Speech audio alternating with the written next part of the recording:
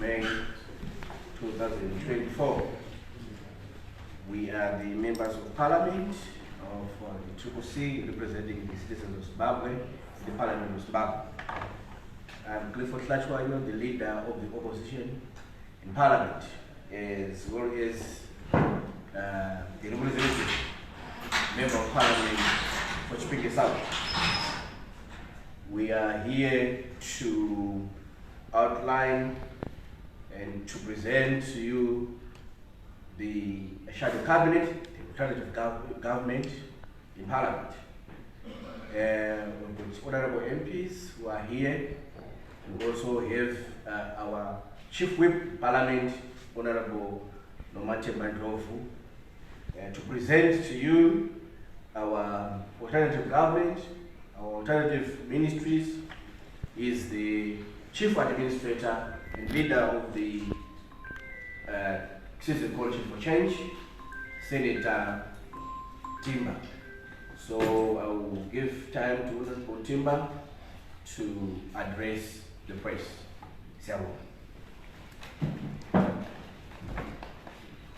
Good morning. Thank you very much for coming. On the 21st of March, the Citizens National Assembly, our highest policy-making body, adopted an agenda, a parliamentary agenda for the CCC deployees in Parliament. This agenda is anchored on 5 pillars. The first pillar being political and electoral reform. This pillar is informed by the current crisis that this country is facing.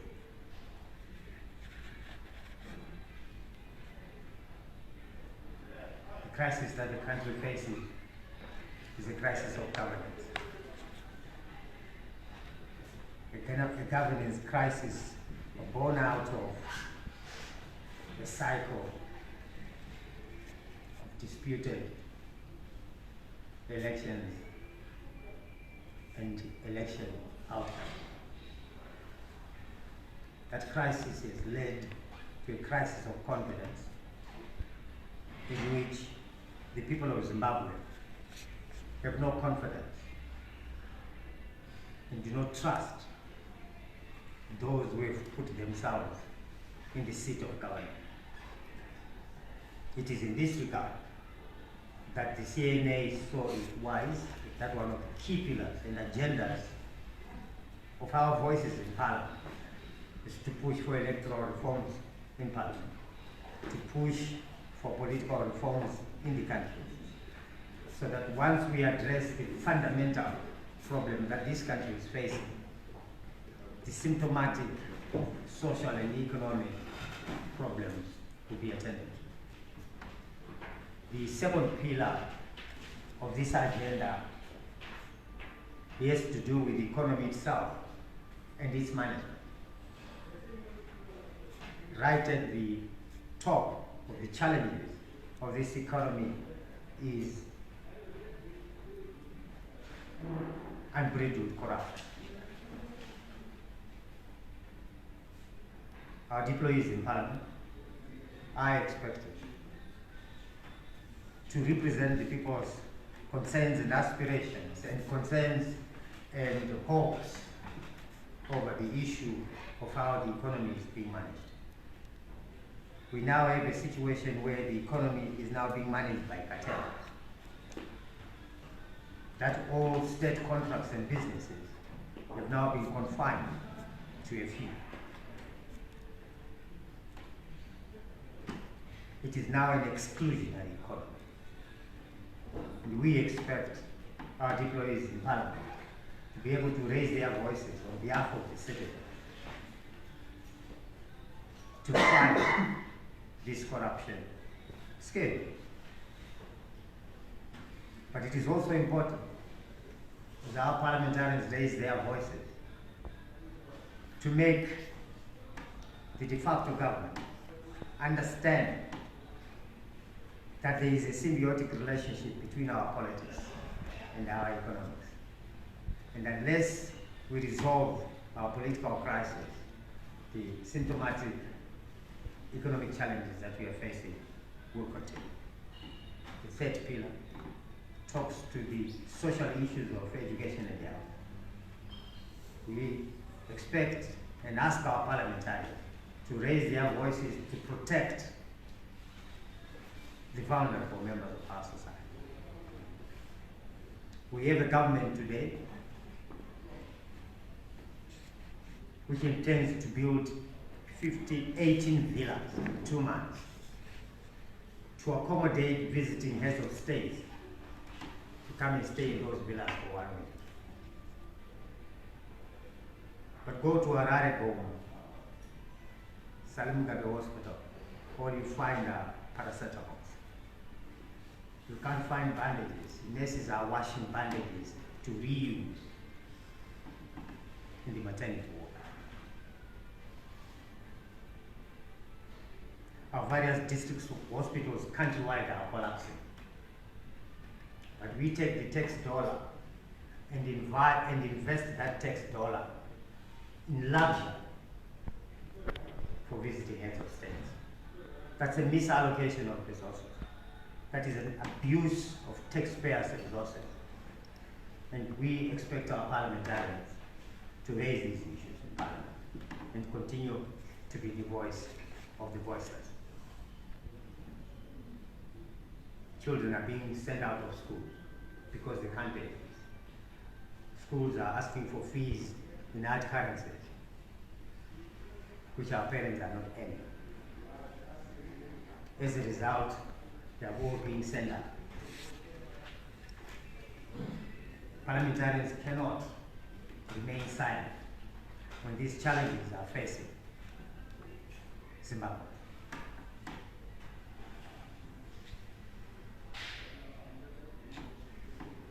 In 2013, we adopted a new constitution. One of the pillars of that constitution was the democratization of the management of the state through comprehensive provisions for devolution of state power from the center to the regions and local authorities. Today, we have had a piecemeal, cosmetic attempt to devolve state power by the creation of a so-called devolution fund, where the state is behaving like Father Christmas to say every 3 months we'll give you a check of this much. And that to them constitutes devolution. That is not devolution. Devolution entails the establishment by legislation of the governing powers and authorities delegated to the other tiers of government, starting with the delegation of power to provincial governments. We have persons here elected since 2023 to constitute our provincial councils. All these councillors are seated at home up until this day. They are not functioning because the state has not shown any commitment to align the constitution to what the people demand, which means devolution of power. We expect our parliamentarians to push for the enactment of a devolution bill with clear guidelines on the powers that can be exercised at regional level and the powers that can be exercised at local level.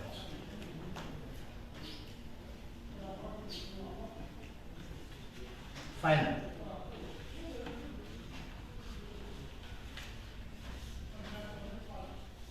we expect through our local government portfolio in Parliament to be able to establish a relationship between our local authorities, engage with them and consult with them over issues of both devolution and decentralization of authority and responsibility to local authorities. Pushing this agenda is an alternative government, an alternative cabinet that we are announcing today. The core belief of the CCC is that we must have a small government so that resources are channeled towards the services that are required by citizens. As you are aware, the current ZANU-PF cabinet is made up of 25 ministers and 25 ministries. We believe that that government is too big, and we are too small a country to have that size of government. Our alternative cabinet, therefore, is a reflection of our position vis-a-vis the size of government. Our alternative cabinet will be made up of 16 shadow ministers. What it means is that we are going to be integrating some of the ministries and functions so that we've got a smaller cabinet which is focused. The first appointment that we have made is that of our Shadow Minister for Finance, Economic Development and Investment Promotion, Honorable Koban Mazwanyika.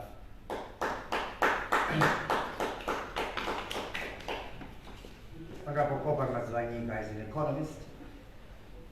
He's worked for government for so many years.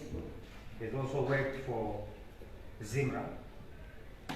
He is an economist, a renowned economist, whom we are going to pit against Professor Mtuli.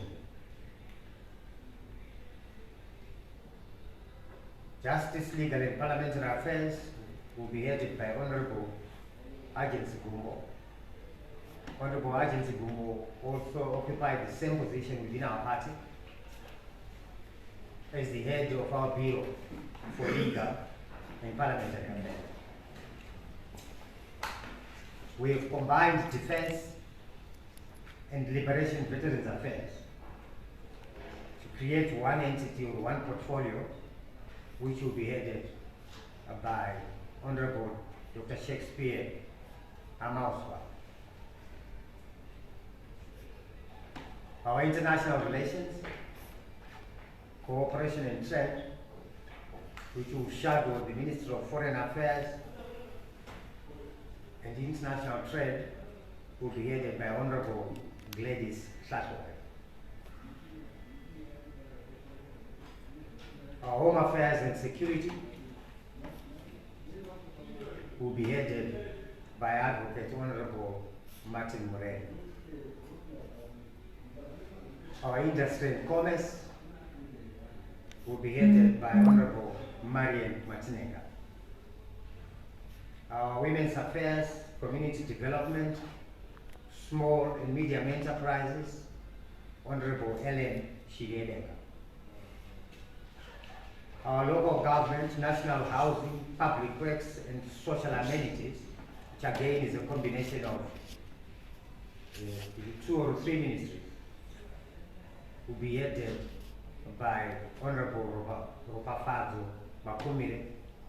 Honorable Ropafazo Makumire is a former councillor for Chirezi, deputy mayor.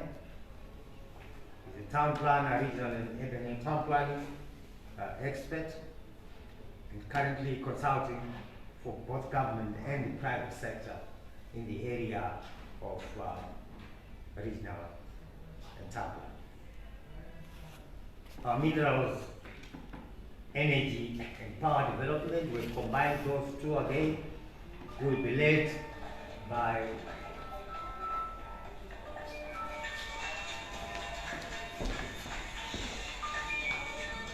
Honorable Engineer Leslie Mangwa. Our education, we've combined the two education portfolios, both higher and basic. We've also combined education with youth, sports and recreation. And Honorable Tapuzwa Ngadzibore will be our shadow minister.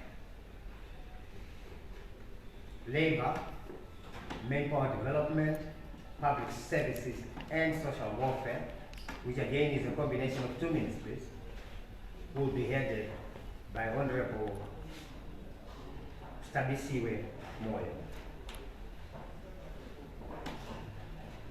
There's convergence of data and voice of the internet protocol. We do not believe ourselves that we should have a Ministry of Information, because it is a communist reality.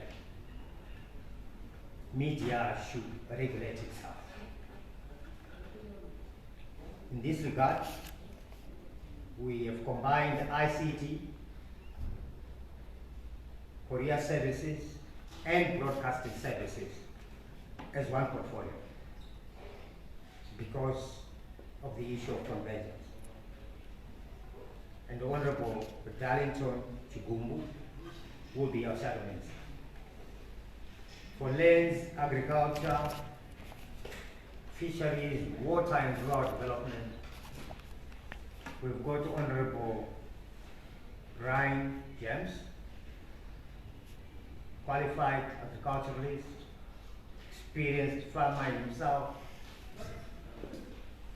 and I believe we'll be able to speak to our Minister of Agriculture, who has been talking about our silos being full up until we realize that we can't feed half the country.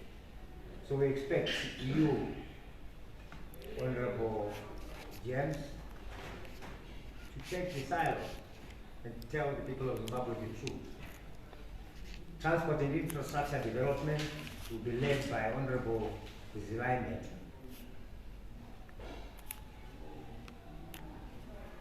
And environment, climate, tourism, hospitality, and wildlife management will be led by our Iron Lady, Honorable Joanna Mama.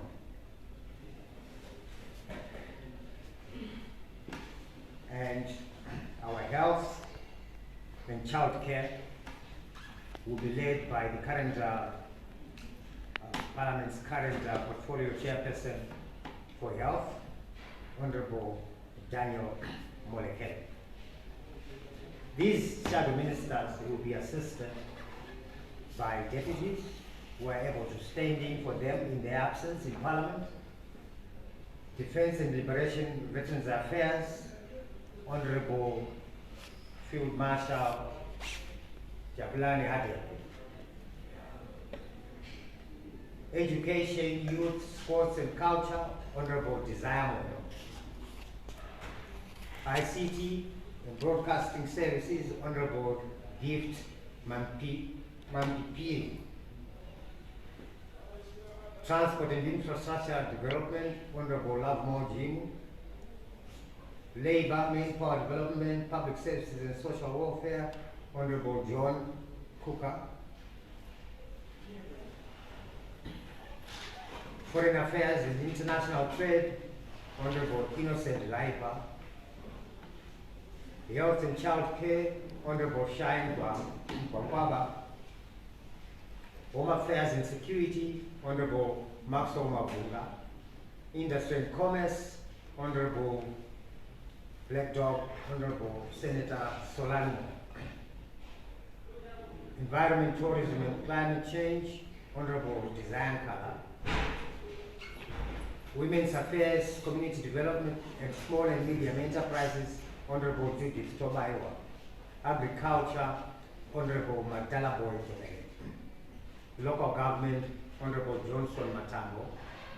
Energy and Mines, Honorable Prosper Mtseano. Ladies and gentlemen, this is the team that is going to be our alternative cabinet. What does it mean? What it means is that this team of the cabinet, alternative cabinet ministers, will be the official spokespersons of the party in and outside Parliament with respect to their portfolios. They will work with our Parliament leadership, Honourable Shashwai, the leader of the opposition in Parliament, and Honourable Nomatemba, our chief whip, who will be part and or ex officio members of the shadow cabinet in Parliament, and they will guide processes in Parliament in terms of engagement with Zambia. I'd like to thank you very much, and I'll take any questions. Questions? Members of the media? Any?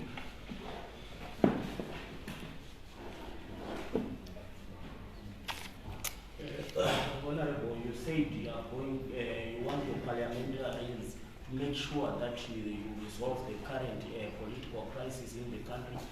I just want to know how are you going to do it, and what is the best way forward for the country?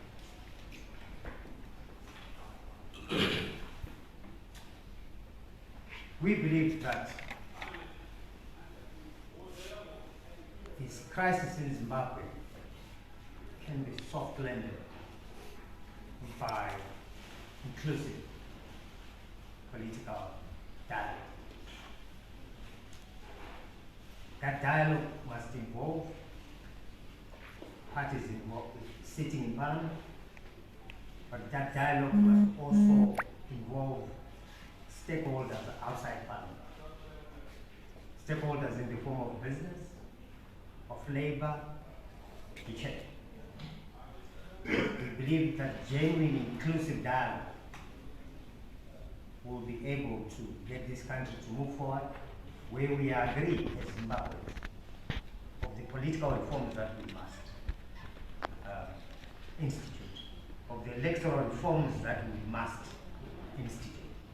And it is only after those two things have been dealt with are we able to go to an election. Let me be clear that we are opposed to the extension of the term of office of this government. We are therefore opposed to the 2030 agenda. In cases where the country is facing problems, it is important that those who are in government, they need to go back to the electorate to seek a mandate, not to extend your mandate. You actually must go back and talk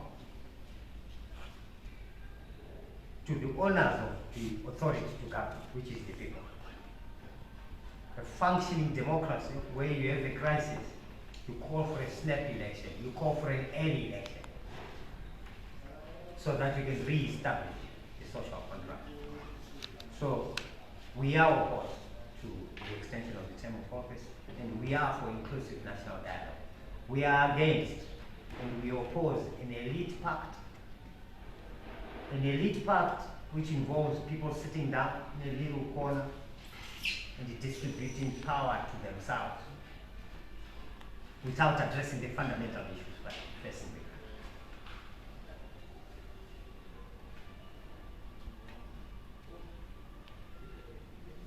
Another question?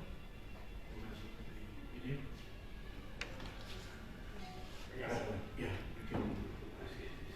I think I just want to understand, people may want to understand, is your party going to elect new leaders, or in terms of the structure of the party? What is the roadmap? When we established the CCC, we made key resolution that after the election, 2023, we would go to a convention. That was the decision that we made. And we are committed to that decision. But that program was disrupted by the attack that was made on us by proxies of Zambia.